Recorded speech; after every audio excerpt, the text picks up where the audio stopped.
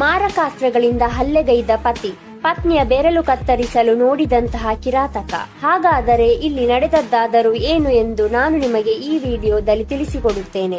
ನಮ್ಮ ಚಾನೆಲ್ಗೆ ಹೊಸಬರಾಗಿದ್ದರೆ ದಯವಿಟ್ಟು ನಮ್ಮ ಚಾನೆಲ್ ಅನ್ನು ಸಬ್ಸ್ಕ್ರೈಬ್ ಮಾಡಿ. ವೀಕ್ಷಕರೇ, ಪತ್ನಿಯ ಶೀಲ ಶಂಕಿಸಿ ರಸ್ತೆಯಲ್ಲಿ ಅಟ್ಟಾಡಿಸಿಕೊಂಡು ಮಾರಕಾಸ್ತ್ರದಿಂದ ಮಾರಣಾಂತಿಕವಾಗಿ ಹಲ್ಲೆ ಮಾಡಿದ್ದ ಪತಿಯನ್ನು ಜೀವನಾಭಿಮಾನಗರ ಪೊಲೀಸರು ಬಂಧಿಸಿದ್ದಾರೆ. ಆರ್ಟಿ ನಗರದ 28 ವರ್ಷದ ನಿಗರ್ ಹಲ್ಲೆಗೆ ಒಳಗಾದವರು. ಈಕೆಯ ಪತಿ 35 ವರ್ಷದ ಶೇಖ್ ಮುಜೀಬ್ ಎಂಬಾತನನ್ನು ಬಂಧಿಸಲಾಗಿದೆ. ಸೋಮವಾರ ರಾತ್ರಿ 7 ಗಂಟೆ ಸುಮಾರಿಗೆ ಜೀವನಾಭಿಮಾನಗರದ ಮುರ್ಗೇಶ್ ಪಾಳ್ಯದ ವಿಂಡ್ ಟನಲ್ ರಸ್ತೆಯ ಒಮೆಗಾ ಹೆಲ್ತ್ ಕೇರ್ ಹಿಂಭಾಗ ಈ ಘಟನೆ ನಡೆದಿದೆ. ಆರೋಪಿ ಶೇಖ್ ಮುಜೀಬ್ ಮತ್ತು ನಿಗರ್ ದಂಪತಿ 6 ವರ್ಷಗಳ ಹಿಂದೆ ವಿವಾಹವಾಗಿದ್ದರು.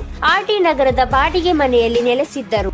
ವೃತ್ತಿಯಲ್ಲಿ ಚಾಲಕನಾಗಿರುವ ಶೇಖ್ ಮುಜೀಬ್ ಪತ್ನಿಗೆ ಸಲೀಂ ಎಂಬಾತನ ಜೊತೆಗೆ ಅನೈತಿಕ ಸಂಬಂಧ ಇರುವ ಬಗ್ಗೆ ಅನುಮಾನವಿತ್ತು. ಈ ವಿಚಾರವಾಗಿ ದಂಪತಿ ನಡುವೆ ಆಗಾಗ ಮನೆಯಲ್ಲಿ ಗಲಾಟೆ ಆಗುತ್ತಿತ್ತು.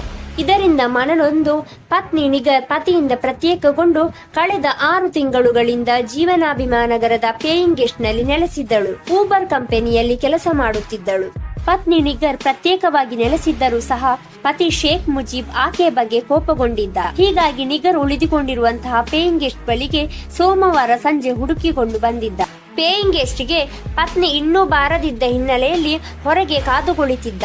ಸಂಜೆ 7 ಗಂಟೆ ಸುಮಾರಿಗೆ ಪತ್ನಿ ನಿಗರ್ ಪೇಯಿಂಗ್ ಗೆಸ್ಟ್ ಬಳಿ ಬರುವುದನ್ನು ನೋಡಿದಂತಹ ಶೇಖ್ ಮುಜೀಬ್ ಏಕಾಏಕಿ ಆಕೆಯ ಮೇಲೆ ಎರಗಿ ರಸ್ತೆಯಲ್ಲಿ ಅಟ್ಟಾಡಿಸಿಕೊಂಡು ಮಾರಕಾಸ್ತ್ರದಿಂದ ಮನಸೋ ಇಚ್ಛೆ ಹಲ್ಲೆ ಮಾಡಿ ಪರಾರಿಯಾಗಿದ್ದಾನೆ. ಹಲ್ಲೆಯಿಂದ ತೀವ್ರವಾಗಿ ಗಾಯಗೊಂಡು ರಕ್ತದ ಮಡುವಿನಲ್ಲಿ ಬಿದ್ದು ಒದ್ದಾಡುತ್ತಿದ್ದ ನಿಗರ್ನನ್ನು ಸ್ಥಳೀಯರು ಸಮೀಪದ ಆಸ್ಪತ್ರೆಗೆ ದಾಖಲಿಸಿದ್ದರು.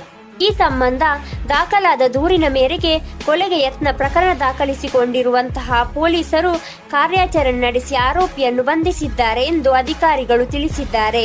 ಹಲ್ಲೆಗೊಳಗಾದಂತಹ ನಿಗರ್, ನಾನು ದುಡಿಯುತ್ತಿದ್ದೇನೆ, ನನ್ನದೇ ಸಂಪಾದನೆಯಲ್ಲಿ ಬದುಕುತ್ತಿದ್ದೇನೆ ಎಂದು ಹೇಳಿದ್ದಲು ಎನ್ನಲಾಗಿದೆ. ಇದರಿಂದ ಆಕ್ರೋಶಗೊಂಡಿದ್ದಂತಹ ಆರೋಪಿ ಶೇಖ್ ಮುಜೀಬ್ ಆಕೆಯ ಕೈಬೆರಳುಗಳನ್ನು ಕತ್ತರಿಸಲು ನಿರ್ಧರಿಸಿದ್ದ. ಏಕೆಂದರೆ ಕೈಬೆರಳು ಇದ್ದರೆ ದುಡಿಯುತ್ತಾಳೆ, ಕೈಬೆರಳುಗಳೇ ಇಲ್ಲವಾದರೆ ನಾನು ಹೇಳಿದ ಹಾಗೆ ಕೇಳಿಕೊಂಡು ಮನೆಯಲ್ಲೇ ಇರುತ್ತಾಳೆ ಎಂದು ಆರೋಪಿ ಭಾವಿಸಿದ್ದ. ಹೀಗಾಗಿ ಆಕೆಯ ಮೇಲೆ ಹಲ್ಲೆಗೆ ಮುಂದಾಗಿದ್ದ. ಆದರೆ ಕೈಬೆರಳಿಗೆ ಹಲ್ಲೆ ಮಾಡಲು ಸಾಧ್ಯವಾಗದ ಹಿನ್ನೆಲೆಯಲ್ಲಿ ಆಕೆಯ ತಲೆ ಹಾಗೂ ದೇಹದ ಸುಮಾರು 20 ಕಡೆಗೆ ಹಲ್ಲೆ ಮಾಡಿದ್ದ ಎಂದು ಪೊಲೀಸರ ವಿಚಾರಣೆಯಿಂದ ತಿಳಿದು ಬಂದಿದೆ.